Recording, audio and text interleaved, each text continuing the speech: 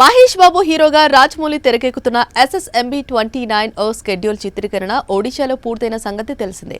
గత 2 వారాలుగా ఈ సినిమా షూటింగ్ కోరాపుట్ జిల్లాలో జరిగింది.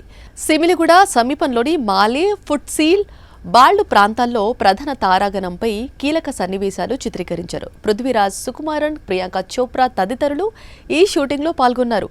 ఈ సందర్భంగా అక్కడి షూటింగ్ సీన్స్ లీక్ అయి కలకలం రేపాయి. లీక్ అయిన వీడియోతో పాటు చాలా ఫోటోలు సోషల్ మీడియాలో వైరల్గా మారాయి. అప్పటి వరకు ఒడిశాలో షూటింగ్ జరుగుతున్న సంగతి చాలా మందికి తెలియదు. షూటింగ్ సీన్స్ లీకేజీతో వైరల్ అయింది. సహజంగా జక్కన్న సినిమాకు సంబంధించిన షూటింగ్ కట్టుదిట్టమైన భద్రత నడుమ సాగుతుంది. ఎటువంటి లీకేజీలు, ఇన్ఫర్మేషన్లు లేకుండా రహస్యంగా జరుగుతుంది.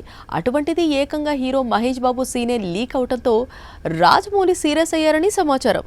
మొత్తానికి అక్కడి స్కెడ్యూల్ను పూర్తి చేసుకుని సినిమా టీం బయటపడింది. ఈ సందర్భంగా రాజమౌళి స్వయంగా ఒక వీడియో రిలీజ్ చేశారు.